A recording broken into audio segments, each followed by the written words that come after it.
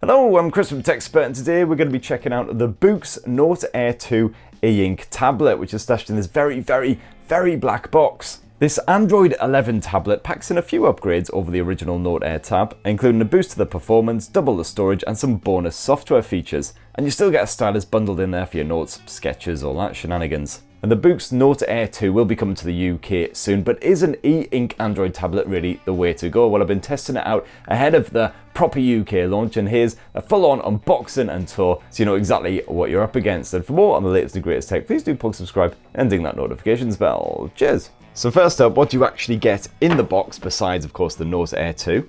Well, you've got your quick start guide, you've got a USB cable to charge that mofo up, and you get yourself one Boox stylus bundled in there too. I gotta say, I really like that Boox design. The Note Air 2 is a surprisingly skinny tablet, certainly more akin to something like an e-reader. That aluminium frame weighs just over 400 grams, so it is comfortable enough to clutch with just one hand for quite some time. Although if you are planning on being flat on your back in bed or on a sun lounger or something and you're going to be holding it up above you, you're probably going to want to use two hands. You do have this nice thick bezel down the left hand side, so that really makes for a nice comfortable clutch. And yes, that display can rotate, so you can use the opposite hand instead. The only real annoyance with the Boox Note Air 2 is the fact that it's so wide that obviously you can't really grip it around the back unless you've got hands like Andre the Giant. I like the moody blue finish here on the Boox Note Air 2 tablet as well, with little flecks of orange here and there just to brighten it up a bit. Quite a simple design overall, as you can see there, but very smart, very neat indeed.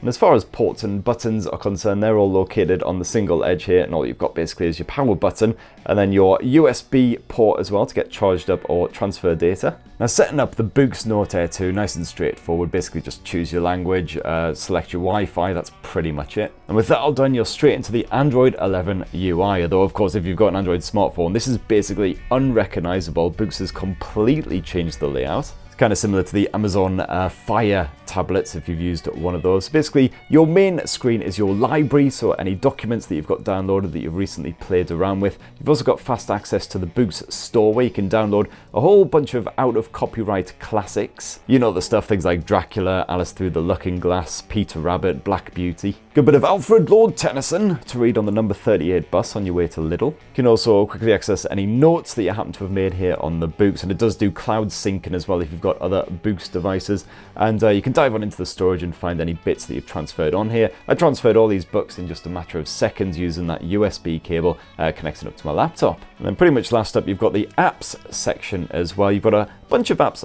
pre-installed on here, just basic stuff like a music player, photo gallery, good old dictionary for when you're diving into that bit of Tennyson. And yeah, you can technically get online with the Boox Note Air 2 and browse the web, but I personally wouldn't really recommend it. It's not the most satisfying of web experiences. Personally, I would say basically just stick with, you know, your smartphone or your laptop or whatever. But it's fine, it does work in a pinch. Where the Note Air 2 really shines is its document support. This supports a wide range of different file types, including EPUB, doc, PDF, Mobi, good old CBZ if you're a comic books fan, yada yada. And you can also download the Kindle app as well if you want to access your full Amazon ebook collection. Just go into the app section, go to the App Store, and in there you will see the Amazon Kindle app right there at the top. You can get that downloaded and then access all of your Kindle ebooks. You've got a variety of other ebook apps on here as well, all in APK format. Of course, they just get downloaded and installed here on the device. You've got 64 gigs of internal storage here on the Boox Note Air 2 as well, so plenty of space for lots of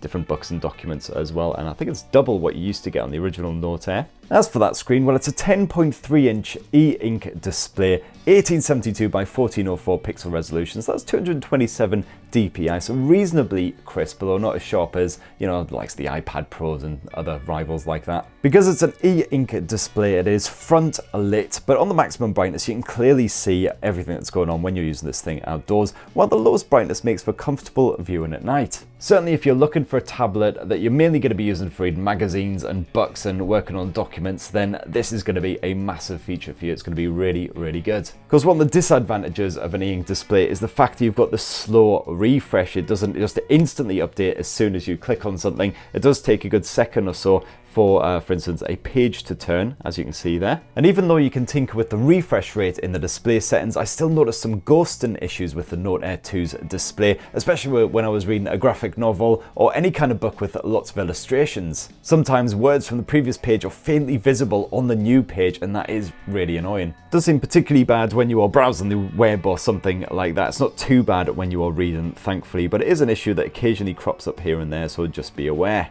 However, another benefit of the e-ink display compared with a lot of other tablets is the fact you've got excellent battery life, because of course the display isn't constantly refreshing, it only refreshes when it needs to. And while you definitely won't get days or weeks of life out of this thing on a single charge like you will with a lot of ebook readers, you'll certainly make it through a full intensive day even if you are constantly reading, sketching, doing whatever. Of course, that's also helped along by the fact that you can't be watching videos or playing games or doing any intensive tasks here on the Boox Note Air 2, because of course the screen just simply wouldn't be able to handle that. However, you can at least play audiobooks, podcasts, even music if you like, through the Note Air 2. You do actually have a tiny built-in speaker over here on that main edge. And while it's not exactly any match for the likes of the iPad speakers, it's not bad at all. Multiple disciplines, from physics and chemistry and biology and the natural sciences, to psychology, sociology, anthropology, and linguistics. Sadly, there is no headphone jack here on the Note Air 2, but you can always get dongled up if you like. Otherwise, there is Bluetooth 5.0 support, which works a treat. When you are working in documents or just reading or whatever, it's the exact same interface as you usually get with Boox devices. So you've got plenty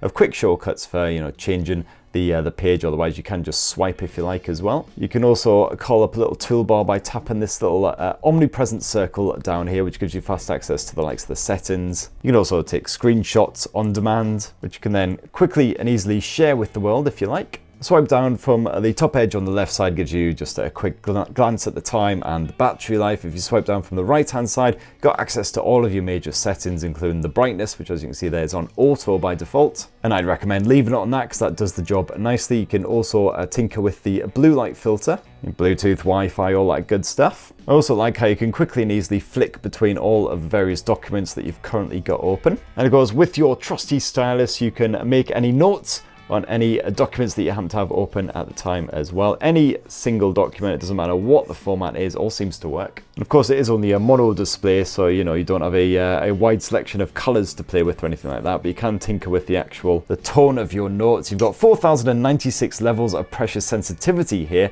making the Note Air 2 well suited to sketching if you want a cack-handed twat with zero artistic abilities like my good self, obviously.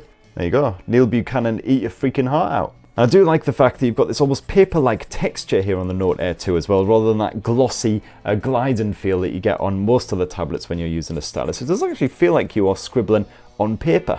And then when you are all done with the stylus, you want to tidy it away. It does actually have magnets built into it, so you can just clip it to the side of the Note Air 2 like that to kind of store it away. And it's pretty strong magnets as well. They will definitely keep that thing on there unless you properly give it a flick.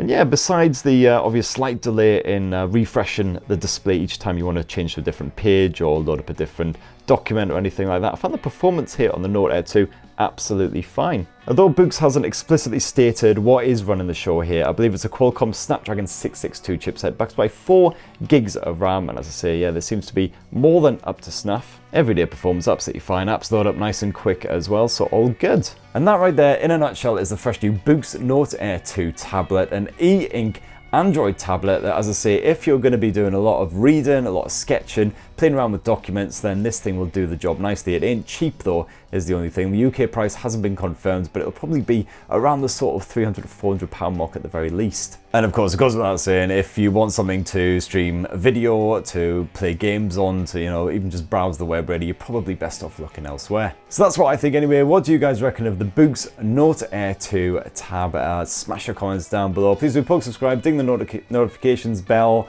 Can't even talk anymore because my brain is fried. Have yourselves a fantastic rest of the week. Cheers everyone. Love you.